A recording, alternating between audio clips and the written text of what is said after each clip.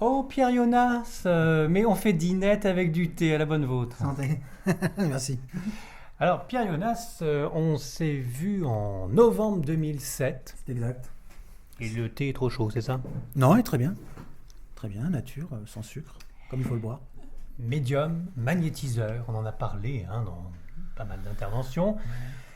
Beaucoup de personnes ont entendu notre discussion Pareil. et se sont dit, mais il faut absolument rencontrer Pierre Jonas. Alors, à un moment, tu avais arrêté de faire des consultations. J'avais ralenti, oui. C'est-à-dire que je ne recevais plus que des amis, etc. Parce que je m'étais mis aussi dans l'écriture de livres.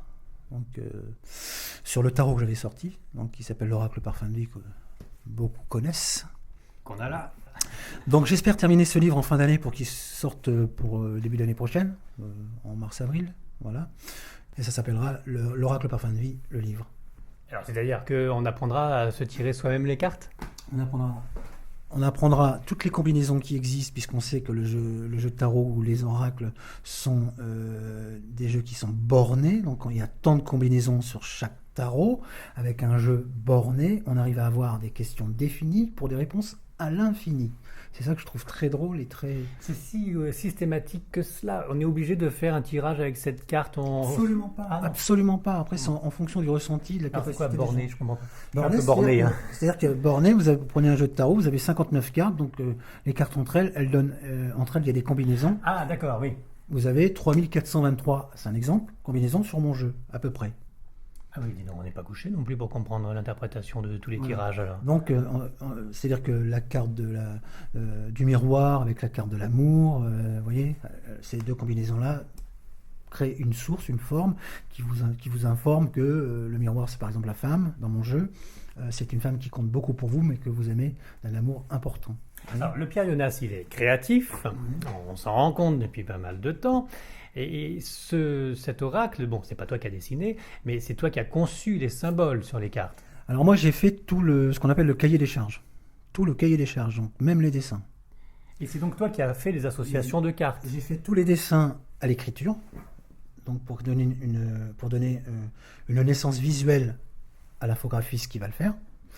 Et après, c'est moi qui ai fait faire toutes les combinaisons entre cartes en fonction de mon ressenti, en fonction de ma capacité, en fonction de ce qui était déjà à la base, historiquement, le tarot, puisque je me suis servi quand même de ce qu'on sert habituellement dans le tarot, l'amour, tous les sujets de la vie courante.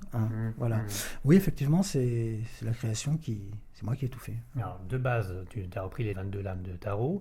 Et qu'est-ce que tu as rajouté? C'est par J'ai quelle voulu- science tu as rajouté le reste? Alors, j'ai rajouté le reste après des recherches importantes sur mon expérience personnelle. Et j'ai voulu le réadapter aussi sur la vie que l'on vit aujourd'hui. C'est-à-dire que le tarot de Marseille, par exemple, il date du XVIIe siècle, 1747. Donc il a été édité... Un point d'histoire avec Pierre Jonas. Enfin, oui, le tarot de Marseille, donc il a été édité en 1747, donc c'était par les imagiers à l'époque. C'est beaucoup plus ancien, c'est naturellement. Effectivement, puisque on sait par exemple, je vais faire un petit écart, que l'astrologie date de plus de 5000 ans avant Jésus-Christ, puisque ce sont apparemment les Babyloniens qui l'ont fait. Donc, tout ça, j'en parle dans mon livre, parce que je veux donner un petit cours d'histoire en même temps. Mais ça fait pas de mal de reprendre des bonnes bases, oui. Voilà, pour mon tarot, pour expliquer pourquoi il vient. Et donc tu as réactualisé ces lames, tu en as rajouté d'autres, et des associations de lames entre elles, pour que ça donne des précisions encore plus fortes sur l'avenir quand on se tire les cartes. Parce que quand on me connaît, on sait que j'aime trouver le détail dans le détail.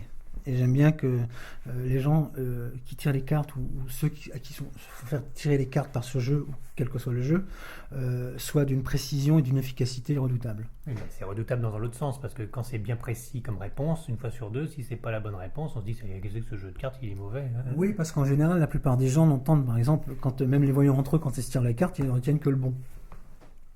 C'est l'erreur de l'humain, de retenir que le bon. Alors que la première chose que l'on ressent en tant que médium, ou lorsque l'on fait les cartes, ou quand on tire les tarots ou les oracles, c'est le côté négatif. Parce que le côté négatif, on le ressort plus fort en premier. Donc on doit éliminer ces petits points négatifs pour arriver à des choses positives.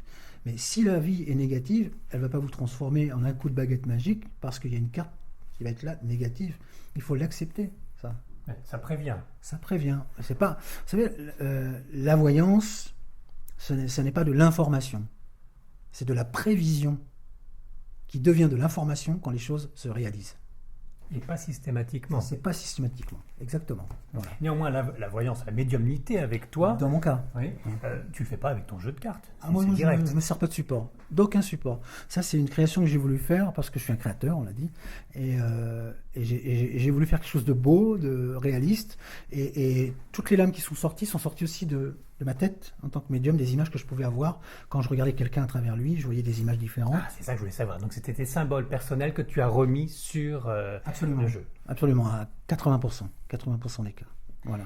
Bon, on a vu ton actualité. Ouais. Bon, il y a encore un petit coup d'actualité, parce qu'il n'arrête pas, cet homme-là. Et il y a des télés qui tournent autour de toi, qui te demandent des manifestations, des expériences. Alors, ce qui est amusant, c'est que tu es passé sur Bataille Fontaine, là, ils t'ont produit un truc sur... C'est off, c'est Canal Jimmy, non? Oui, c'était sur Canal Jimmy, Ouais. dans C'est Off, voilà. Il y a aussi des documentaires qui ont lieu sur toi, mais sur tout ce qui est le paranormal. Et je ne t'ai pas vu une seule fois dans une émission qui était sur Direct 8, spécialisée aussi sur le paranormal. Ben non, j'ai pas encore été invité, mais bon, apparemment, je ne sais pas si ça continue cette émission. Ah bah, je ne sais pas, moi. Il y a pas mal de personnes qui sont passées. Et puis, alors, le Pierre Jonas, non. Non, mais en fait, j'avais changé de numéro de téléphone entre-temps, donc c'était pas évident de me joindre. Donc, Alors, qu'est-ce que tu as fait donc en télé dernièrement? Quel était l'intérêt alors là, je suis très heureux d'avoir participé à un documentaire qui se fera en 5 volets. Un documentaire de 5 volets. Ouais, de Stéphane Alix. Je sais pas, Oui, le fameux Stéphane Alix. Stéphane Alix, donc qui représente l'INRES, c'est ça. Et là, j'ai été très heureux de participer à ça, parce que c'était des protocoles très sérieux, très professionnels. Et donc là, moi, j'ai été participé en tant que magnétiseur, mais aussi en tant que médium pour les contacts de gens décédés. Donc c'est des protocoles où on rencontrait pas les gens ne nous parlaient pas. Alors c'est des protocoles, c'est-à-dire, je les ai pas vus, les documentaires. Pas encore passé. Mais c'est quoi le principe? On présente des gens que tu connais pas et on voit si tu as vraiment un don, c'est ça? Non. En fait, le but c'est pas de dire ça existe ou ça n'existe pas. Le but c'est de vivre les choses telles qu'elles sont. Voilà, ça, dans le documentaire, c'est comme ça. Et je trouve ça très très bien. En fait, ça change, parce que les émissions de télé, en général, c'est... oui, alors ça existe parce qu'il y a toujours un professeur qui est là. Là. Ben là, c'est pas le cas. Là, ça a été fait dans un sérieux et dans un professionnalisme, un vrai travail de journaliste. Un peu comme tu fais toi, tu vois, un travail de recherche. Non, les travails de recherche et de classification et des choses comme ça. Et là, le but, c'était de démontrer qu'on pouvait effectivement communiquer avec des gens décédés via les personnes qui ont vécu ce drame, via les personnes que l'on ne connaît pas. Voilà, c'est tout. C'était ça. À chaque fois, quand on me dit ça, il y a les paroles de Marc Menant. Oui, télépathie. J'ai participé à une émission avec Marc Menant à l'époque. Il n'y a pas photo d'ailleurs, je crois. Et là, on a démontré en direct qu'on pouvait voir des choses à travers les objets. Et lui tenait même une feuille dans sa main. Et je crois qu'il y avait Laure Charpentier, quoi, à l'époque. Je ne suis pas sûr. Mais il a découvert que je pouvais voir les problèmes que Pascal Bataille avait en tenant sa ceinture. Ah, c'est de la psychométrie, ça? Voilà, et je crois qu'il doit s'en souvenir. C'est-à-dire que tout ce qui se passe... J'ai donné 10 points de problèmes de santé qu'il avait juste en tenant la ceinture. Oui, mais c'est souvent au-dessous de la ceinture pour lui, non? Ah non, pas du tout. Non, c'était général. Ça allait de la sinusite au mal de dos, enfin, pas mal de choses. Et alors, ça m'amène à te reposer la question, comment tu peux percevoir une justice dans ces petits bouts de chou tout mignons qui arrivent sur Terre avec des problèmes de santé immenses et qui sont bien partis, hélas, pour retourner dans l'au-delà assez rapidement? Ouais, c'est-à-dire que tu m'avais déjà posé la question en 2007, si je me souviens bien, non? Oui, tu m'avais dit, oui, oh, justice divine, on ne peut pas comprendre tout ça. Néanmoins... Non, mais je crois que... J'en reviens, on me prend pour un farfelu, hein, mais il y a longtemps qu'on me prend pour un farfelu, de temps en temps. Moi, je crois que tout le monde ne croit pas forcément à la réincarnation, mais il y a des religions qui y croient, comme le bouddhisme, où on peut se réincarner, c'est un choix personnel de se réincarner dans telle ou telle vie, ou dans tel ou tel choix de vie. On peut choisir la souffrance pour revenir, pour apprendre. On ne le comprend pas en Non, étant je comprends incarné. pas. Non, franchement, On ne le comprend pas en étant incarné, mais en étant désincarné de l'autre côté, on peut comprendre cette sensation et cette situation d'épreuve et de recherche d'évolution et de connaissance. Parce que on apprend des choses dans le bonheur, mais on apprend aussi beaucoup plus de choses apparemment dans la souffrance, entre guillemets. Hein. Et là, dans ce cas-là, c'est vrai que nous, on prend ça pour une injustice, bien sûr que c'est une injustice de voir des jeunes, des enfants, des bébés partir, hein. Mais c'est aussi une gloire, et une réussite et une grande force de voir aussi tous ces gens qui s'unissent pour même en sauver un. Je vois. Voilà. Donc c'est là que ça devient intéressant. On a tous une part de bien, une part de mal, hein, c'est un équilibre. Hein. C'est ce qu'on appelle l'équilibre. Hein. S'il y a trop de positif, ça devient négatif. S'il y a trop de négatif, c'est pas positif. Donc il y a un équilibre qui se fait. Parce que dans l'au-delà, c'est pareil. C'est pas que positif.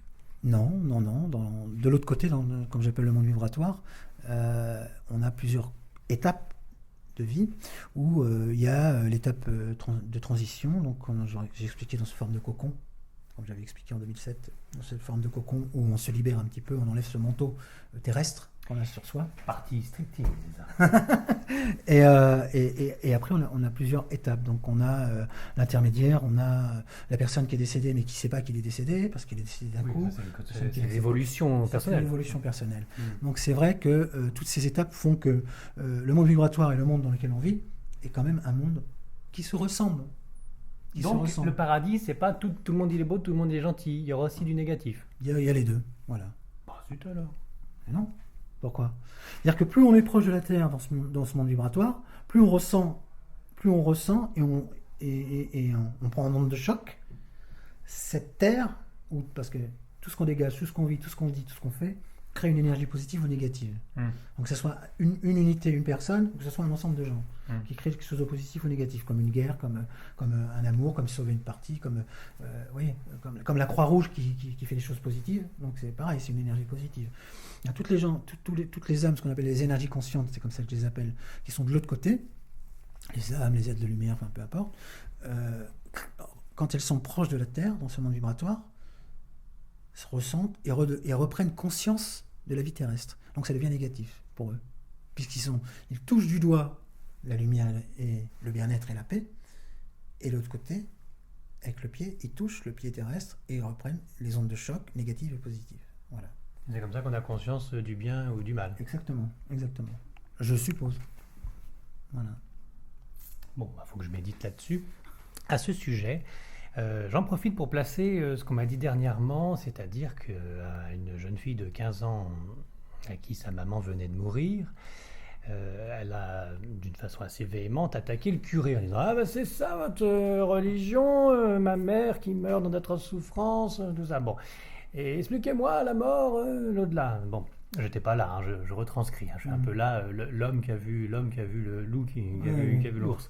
Bon, mais ceci dit, le curé lui a répondu que sa conception de la vie était un petit peu comme ce qu'on peut vivre quand on est intra-utérin, c'est-à-dire un bébé à l'intérieur du ventre de sa mère. On ressent la chaleur, l'amour de sa mère, on entend éventuellement sans vraiment entendre la musique, on ressent des choses, mais on n'a pas encore toutes les facultés pour. Il faut sortir du ventre de la mère pour être vraiment dans la vraie vie.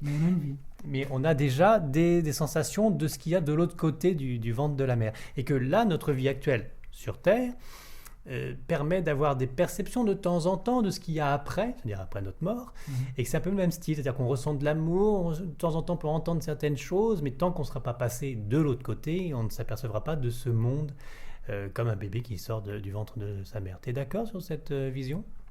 Cet attrait est très intéressant, il me plaît bien, oui, parce que c'est vrai qu'on est dans ce monde en imaginant qu'il se passe autre chose de l'autre côté, en sachant qu'on va y aller, en sachant que forcément un jour ou l'autre on va passer de l'autre côté et que le corps lui restera là.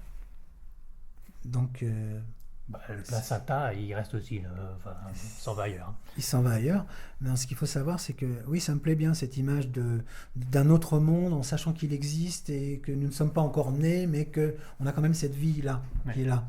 Donc on n'a pas toutes les facultés pour le comprendre. C'est vrai qu'on n'a pas toutes les facultés pour comprendre, mais on a quand même des facultés qui nous permettent de ressentir aussi parfois les choses.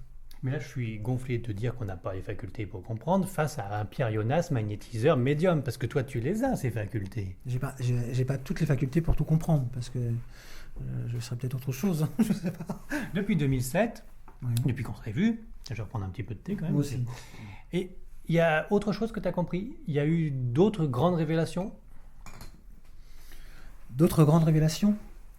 Je crois que les révélations à la base, on les a, comme je les avais expliquées, et qu'elles s'affinent ou elles s'enrichissent ou elles s'appauvrissent. Et là, tu as eu d'autres grandes révélations comme du genre tu vas mourir dans une voiture rouge. Enfin, il y a eu quelque chose d'autre? Non, j'ai eu la révélation par contre d'écrire, de faire des choses, mais il fallait que je devienne un peu ermite, que je reprenne les bases et que je m'éloigne un petit peu entre guillemets de ce monde pour mieux évoluer dans celui-ci, dans ce monde-là. Tu as rencontré des mystiques, parce qu'il y a quand même un distinguo à faire entre les médiums qui arrivent à prendre contact avec les esprits, et puis les mystiques qui sont quasiment possédés par le bien, par des archanges, hein, forcément. Enfin, Moi, être trop mystique, ça enlève un petit peu de la crédibilité de l'être humain, hein, puisque ça enlève du libre arbitre d'être trop dans le mystique. Est-ce que sur Terre.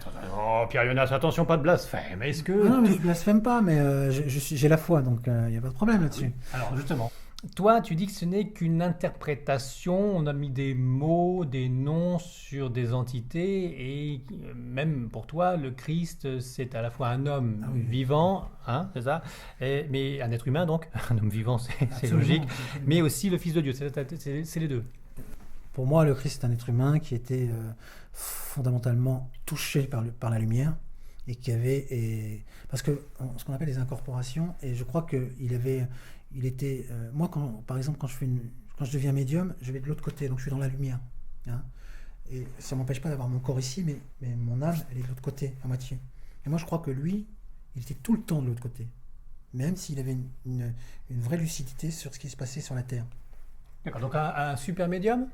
Non, je crois que c'est au-delà de ça. Je crois qu'il avait vraiment la connaissance, il avait vraiment apporté quelque chose dans sa naissance. Je reprends sur le terme...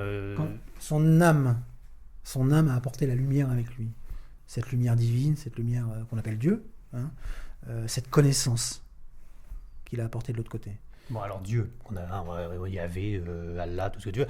Bref, c'est une lumière divine. Bon, pour moi, c'est une énergie consciente faite de multitudes de lumières divines, qui fait un.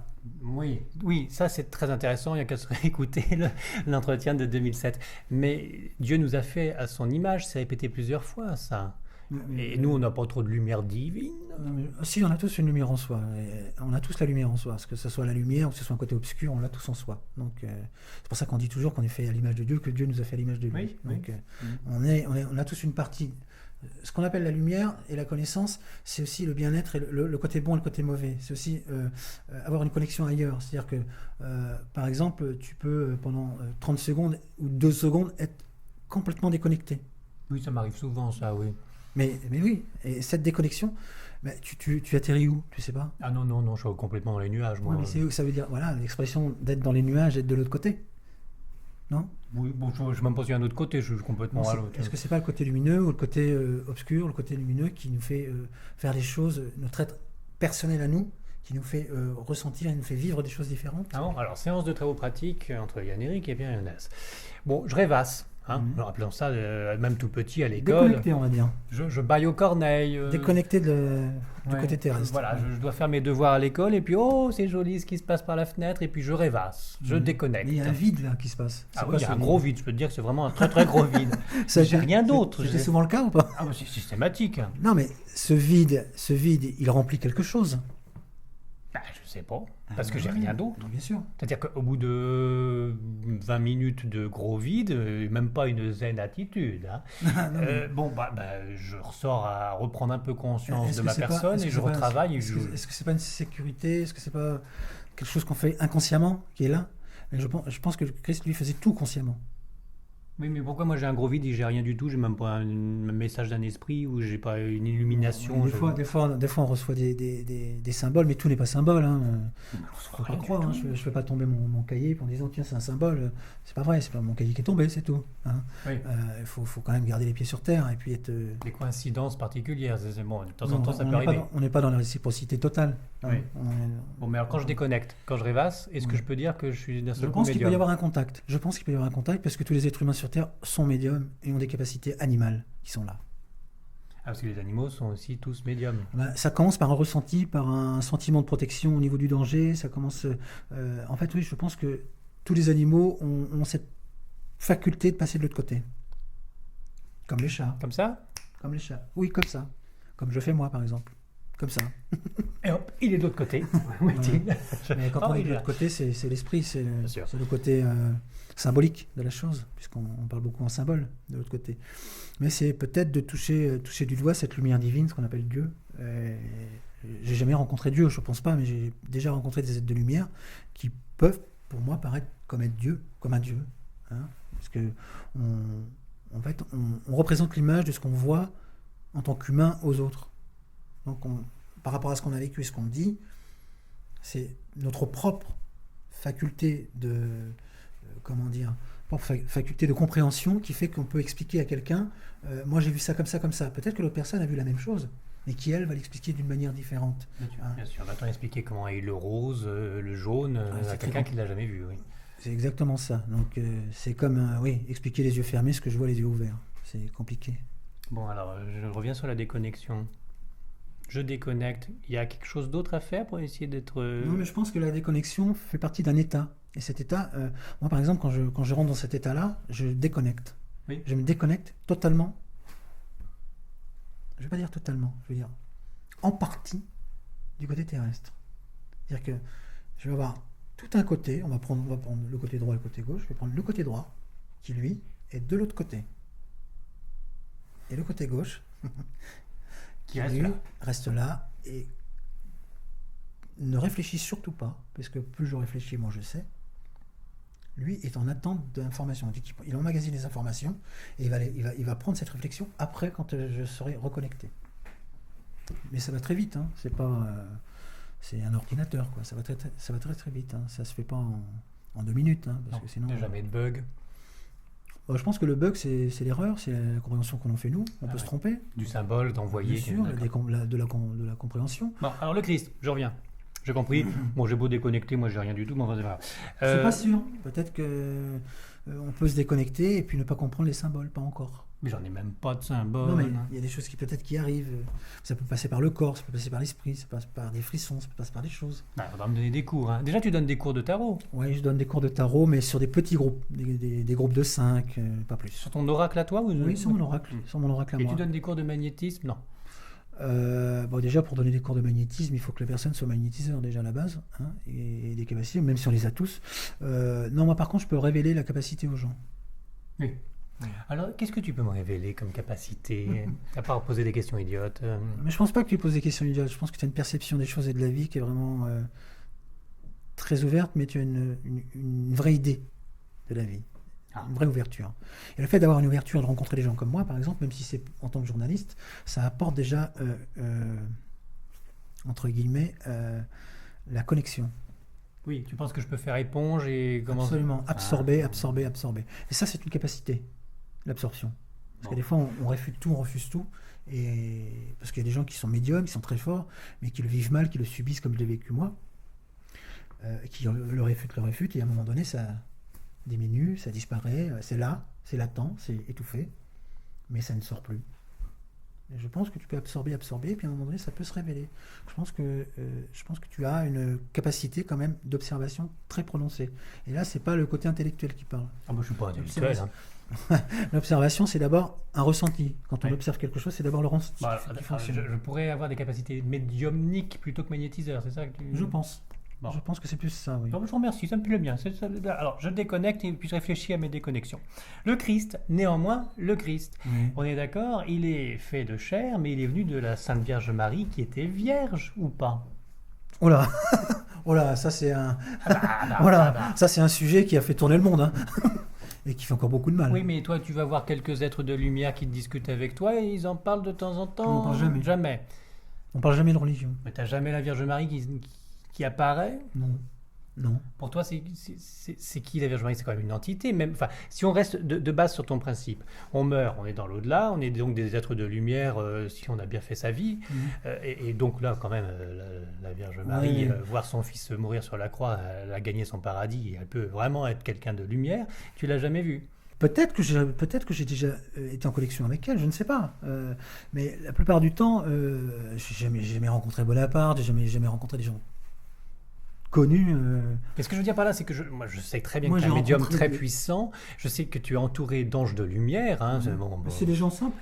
Mais On m'entoure. d'accord, Mais c'est fort. simple. Mais enfin, ils se font reconnaître. Pour les mystiques, ils se font reconnaître. Ils disent coucou, je suis l'archange Gabriel, je suis l'archange Saint-Michel ou je suis la Sainte Vierge Marie. Et là, il n'y en a pas un seul qui se fait reconnaître auprès de toi. Non. Moi, je crois qu'il faut être dans des endroits particuliers ou dans une situation particulière pour rencontrer peut-être les mystiques comme ça. Est-ce que si je vais demain accompagner un prêtre, un curé, un évêque ou l'aider dans une situation, je vais rencontrer quelqu'un comme ça? Peut-être. Oui, mais tes entités à toi, tes êtres Ils de ont- lumière, non, c'est pas eux. Ah non, moi, mes êtres de lumière, le premier date de l'époque pré-pharaonique, donc ça n'a rien à voir. C'est une femme.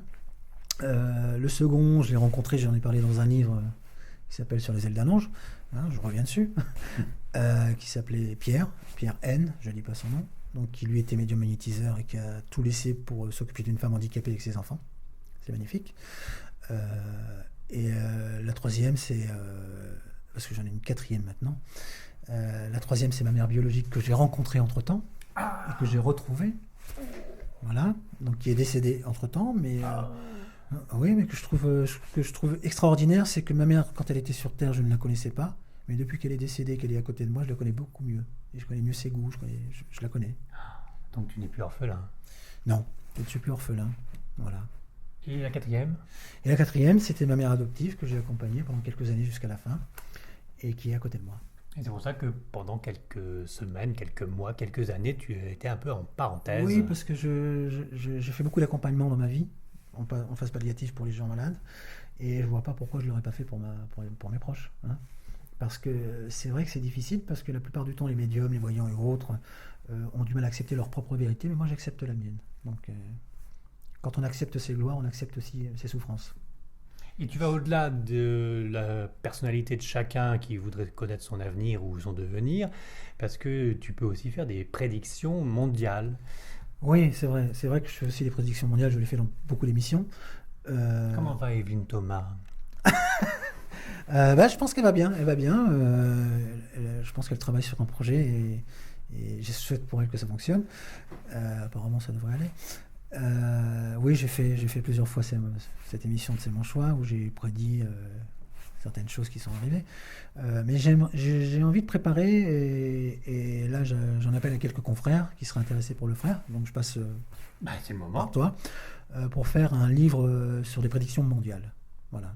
C'est quand même un petit peu dangereux parce que soit on se trompe pas, mais enfin quand on se trompe, c'est écrit noir sur blanc. Voilà. Ben justement, on verra bien si les gens veulent le faire avec moi. Bon, on est au courant de tout, c'est parfait. Mais alors, j'insiste sur la présence des êtres de lumière Alors, qui sont peut-être différents des êtres religieusement reconnus. non. Un être de lumière, c'est un être de lumière.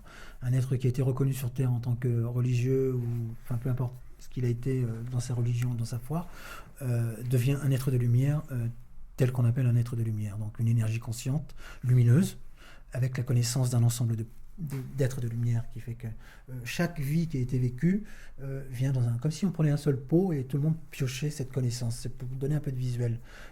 On prend une goutte d'eau, on la sort, c'est une unité, c'est un être de lumière. On la met dans cette flaque où on l'a prise, ça devient un ensemble, ça devient ce qu'on appelle Dieu. Donc toutes ces petites gouttes d'eau qui s'accumulent et qui s'unissent pour faire on peut appeler ça Dieu ou l'énergie consciente ultime, lumineuse. Mais un être qui était religieux dans une vie sera autant être de lumière qu'un boulanger ou qu'un chômeur voilà. D'accord, mais sur les ailes d'un ange. Un ange, Oui, un archange. oui, c'est l'étymologie du mot que je me suis servi pour que les gens puissent se repérer dans mes écrits. Et pour toi, non, voilà, même combat pour tout le monde. C'est la même Vive chose. le communisme, tout le monde est pareil, quoi. Ah non, non, on n'est pas tous pareils, on a des différences, puisqu'il y a il y a l'être de lumière, il y a l'ange gardien qui lui Il reste. y a donc toute une hiérarchie que tu reconnais. Oui, Une absolument. hiérarchie céleste avec... Une hiérarchie d'énergie plus ou moins forte et plus ou moins ancrée dans la connaissance des choses. Alors, tu reconnais pas l'archange Gabriel, l'archange... Je le connais pas, Mais l'ai en jamais tant- rencontré, En déjà. tant qu'être. En tant qu'être, s'il vient se présenter en disant je suis l'archange Gabriel, oui d'accord, mais Déjà, j'ai tu l'as jamais jamais rencontré. vu. Bon, d'accord, j'assiste pas. La Vierge Marie, j'insiste pas. Non mais la Vierge Marie, elle existe en tant que femme apparemment. Mais tu l'as jamais vu. Non, j'ai jamais été. Malheureusement, j'ai jamais été en contact avec elle. Bon, bah, Parce eh ben, qu'apparemment, à chaque fois, il se passe des choses extraordinaires. Merci, Pierre Jonas. De rien, au revoir. Rien.